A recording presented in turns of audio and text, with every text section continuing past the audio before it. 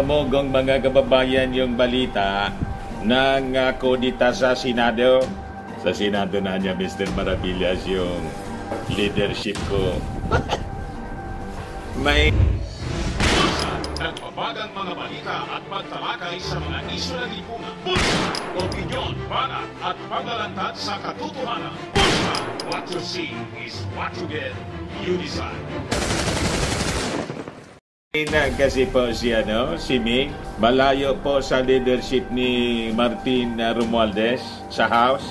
Ngayon po yung Kongreso, puga-puga po sa kanilang trabaho para maisulong yung charter change.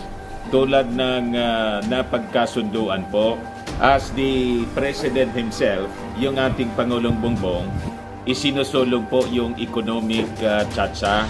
Nag-agree naman po si Mig Zubiri, yung Senate President.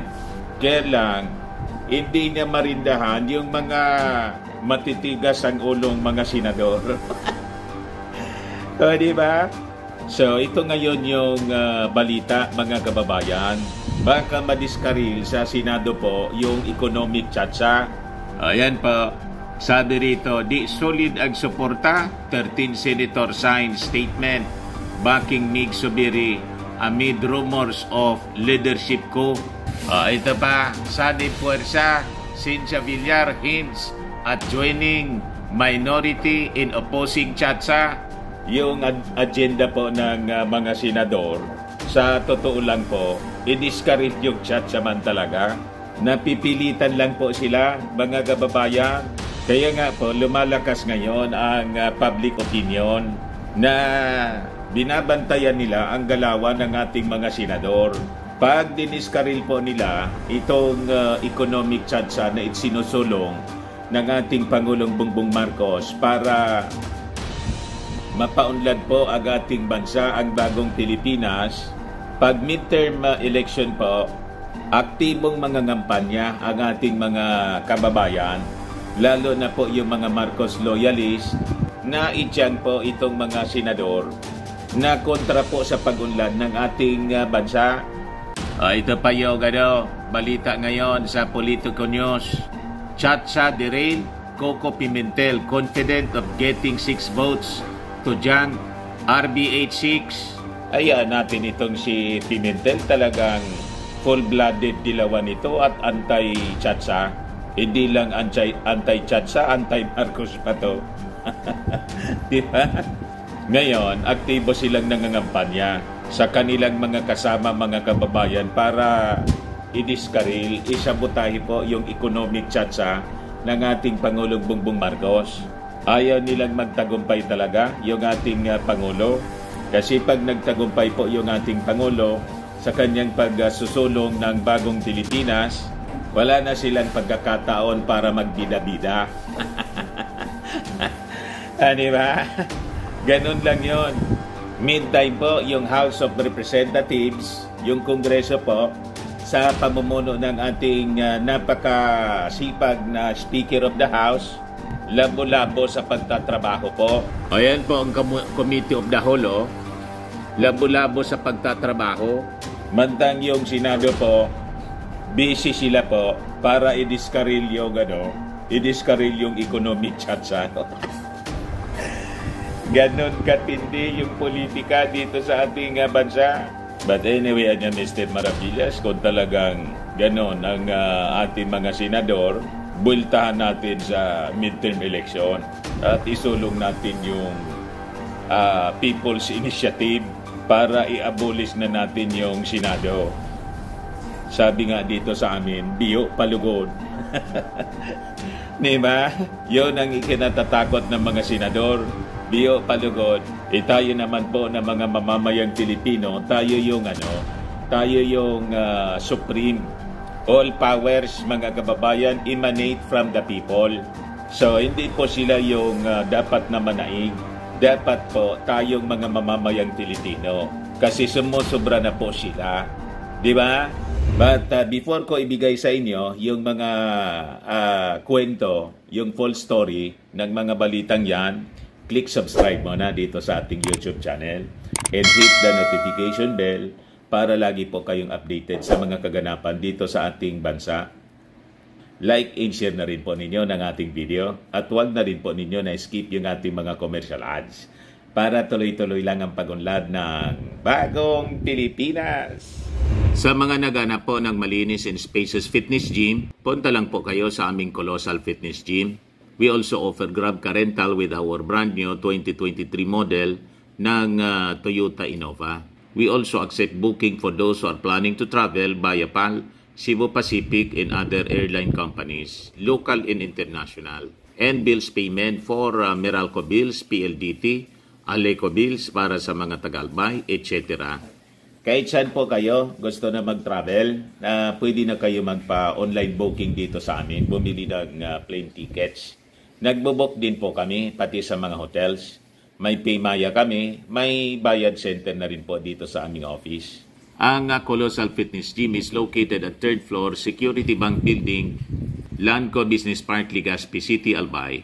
For inquiries, look for Jilon Maravillas, contact number 0966-802-0949. Yan po yung aming Innova. Lagi na pong matao sa amin. Na-set up na rin yung aming mga brand new gym equipments. May treadmill na rin po kami. Ito naman po yung bago naming product, iGlow Serum, gawa sa South Korea. Negosyo siya ng aking anak na architect entrepreneur, Riz Maravillas. Whitening po siya. Tingnan ninyo yung epekto sa kanya before and now. Sa mga inquiries po, dumiretso na lang kayo sa kanyang messenger sa Facebook, Riz Maravillas. Ito naman po, Firmax Firming and Lifting Cream. Pinapahid po sa mga pulses and affected area. Mainam po ito sa mga pains at paninigas ng mga kaso-kasoan. Ito naman po, Automax Radiant Serum. Sa mukha naman yung application.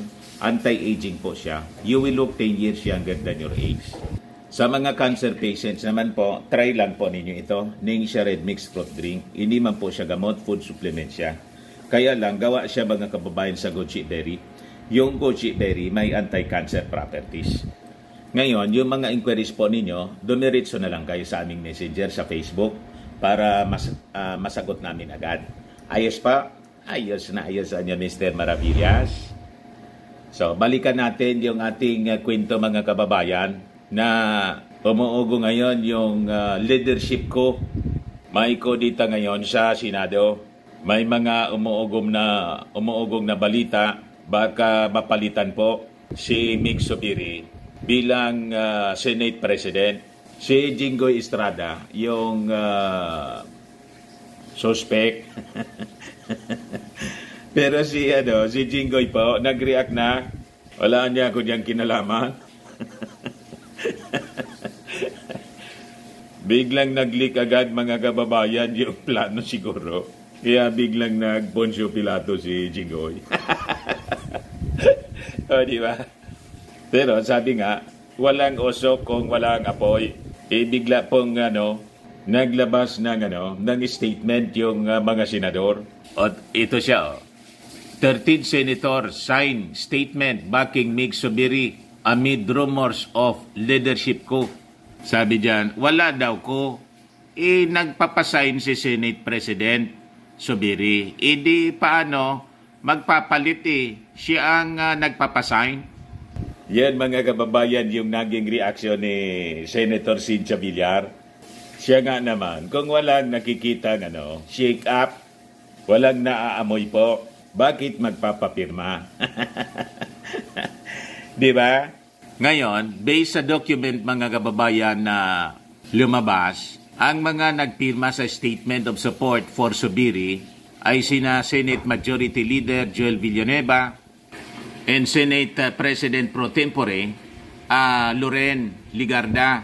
Sa kayo mga senador na sina JB Ejercito, Sherwin Gatchalian, Sani Angara, Nancy Binay, Lito Lapid, Mark Villar, Francis Tolentino, Rafi Tolfo, Ronald De La Rosa, Grace Po, and Bongo. Nag-loyalty check. Saka, siyempre, kasama sa pumirma, si Senate President, Mig Zubiri, na may loyalty siya sa kanyang sarili. Siyempre, kasama siya sa pipirma. Ayos pa niya ako, may tiwala pa ako sa aking sarili. Pipirma ako rito. So sabi dyan, we stand firm behind the leadership of Senate President Juan Miguel Mig Zubiri. Under whose guiding hand, the Senate has maintained its dignity and independence. As one of our nation's greatest bulwarks of democracy, his consensus-building and consultative leadership has made our Senate one of the most harmonious in recent history, sabi po sa statement. Ang problema po, walang matapos na na maraming trabaho, talo po sa accomplishment ng mga congressmen. Mas maraming salita, kulang sa gawa. Di ba? Yan ang problema sa Senado po. Nasobran sa daldal. Pag talaga po maraming daldal, walang natatapos most of the time po. Malayo po sa performance ng Congress. Yung Kongreso po, more than 300 members.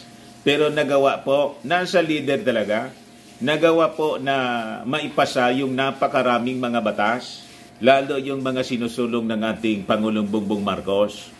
Yan po ang leadership ng Congress. Pero yung Senado po, sabi nga dito sa amin, namaransiwal. Walang direksyon po.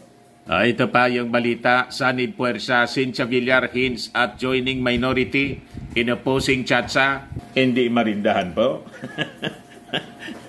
Decided na anya ko, alam ko na ang boto ko, sabi ni Villar. Villar said, there is a chance she would join the two-member minority bloc, Coco Pimentel and Risa Ontiveros, in opposing Senate resolution of both houses, which seeks to ease foreign ownership restrictions on public utilities, higher education, and advertising.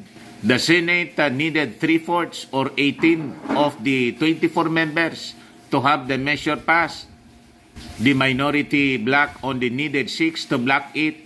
Mayroong may chance, sabi ni Villar. So ang agenda nila po, harangin ang pagpasa ng economic chatsa.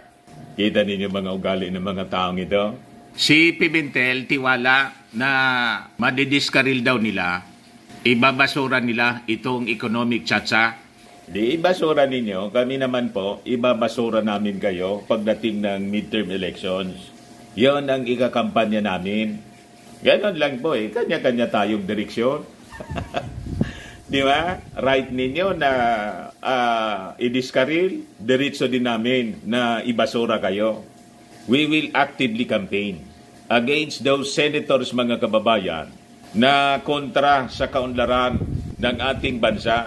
Itong korikong constitution, mga kababayan, na naging dahilan kung bakit tayo napag-iwanan na ng panahon. Na mahal nito mga taong ito, may paglalagyan kayo sa amin pagdating ng oras. Di ba? Ganun lang po. So, bantay kayo po, mga kababayan ko. Talagang didiritsuhan natin itong mga taong ito. Nasa kamay natin ang kapangyarihan po. Kasi tayong mga mamamayan, mga botante po, ang nagbibigay sa kanila ng kapangyarihan sa pamamagitan ng ating boto po. Pag pinagtatanggal natin sila sa Senado, di wala na sila. Tama pa, mga kababayan ko? Sabi rito, the resolution seeks to lift foreign ownership limits on public utilities, advertising, and higher education. Kung sana po, ma-amend natin yung ating konstitusyon, lalo na po sa edukasyon. So, yung mga tulad ng Harvard University, pwede na sila dito, mga kababayan, na mag-branch out sa Pilipinas. So, yung mga Filipino na hindi mayayaman masyado, tulad ng mga anak ng senador, anak ng mga politiko, pwede nang makapag-aral po at makapag-obtain ng quality education. Gusto nila sila lang. Di ba? Tingnan ninyo itong mga anak ng mga senador at congressmen. Di ba? Nag-aaral po sila sa ibang bansa. Ipinagkakait sa atin ngayon. Dahil po sa korikong konstitusyon. Nakita ninyo kung gaano sila ka makasarili. Baka nga ngayon may 8 na kaming voting no, sabi ni Pimentel. Without elaborating, the Senate needed 3/4 or 18 of the 24 members para harangin po ang economic tsatsa. He named Senator Cynthia Villar as another vocal critic of the measure, and Pimentel hoped Villar could also convince her son, si Mark Villar, para bumotong no. So yun po mga kababayan, yung mga developments ng mga balita tungkol dito sa tsatsa. Talagang kontrabida po yung ating mga senador. Meantime po, idagdag ko na itong magandang balita tungkol sa ating Pangulong Bongbong Marcos. Ito yung release ng Presidential Communications Office. Sabi dyan, an Australian independent think tank hailed President Ferdinand R. Marcos Jr. for emerging as one of the most interesting, influential, and closely watched leaders in Southeast Asia. Sabi ko sa inyo, PBBM lang po ang sakalam. Ang totoong strong leader po. Hindi yung sinasabi ninyong maisog leader na takot po sa ICC. At yung kanyang spiritual advisor, sigaw ng sigaw sa rally kahapon sa Liwasang Bonifacio, hindi kami bayad, hindi kami takot. Pero yung leader po nilang si Pacquiao, nagtatago. At gustong ipasara yung Congress. Yun ang demand nila mga kababayan. Ayan hindi kami bayad, hindi kami takot. Tata niya Mr. Maravillas, baliktad yung mga pinagsasabi niya. Kung hindi kayo takot, edi kumbinsihin ninyo yung leader ninyo mismo na lumitaw na, hindi yung pahulaan kung saan nagtatago. Hindi man po siya hinahabol, ini-invite lang. Ayaw pumunta, ayon, nagsugpe na tuloy. Palabas na ng sugpena yung Senado at saka yung Kongreso, ipapaliwanag lang niya yung kanyang side kung totoo ba yung mga akusasyon sa kanya ng kanyang mga biktima. O ngayon, challenge niya yung ating gobyerno na mag-file ng kaso sa kortean niya. Ayan tuloy, nireverse ng DOJ yung unang desisyon ng prosecution po doon sa Davao, Prosecutor's Office, na nagbabasura sa reklamo laban kay Pacquiao. Nag-utos na si DOJ Secretary Remulla kahapon na file ng kaso po si Pastor Capes. Yan kasi, pero balikan natin mga kababayan itong kwento rito na napakaganda. Ang dahilan, mga kababayan, kung bakit yung ating Pangulo ay tinawag na most influential and closely watched leader sa Southeast Asia dahil sa kanyang independent foreign policy at paninindigan, mga kababayan, malakas, strong stand to protect our national interest, lalo na po dito sa West Philippine Sea, na patuloy tayong hinaharas, binubuli ng China. Gaya sabi ng ating Pangulong Bongbong Marcos, tayo will continue to upgrade our capabilities para i-protect yung ating interest, national interest, sa pamamagitan ng modernization ng ating armed forces at ng ating Philippine Coast Guard. Ayan po yung sabi ng ating Pangulo. The Philippines will continue to upgrade the capabilities of the Philippine Coast Guard and pursue the modernization of the armed forces amid the tension in the West Philippine Sea.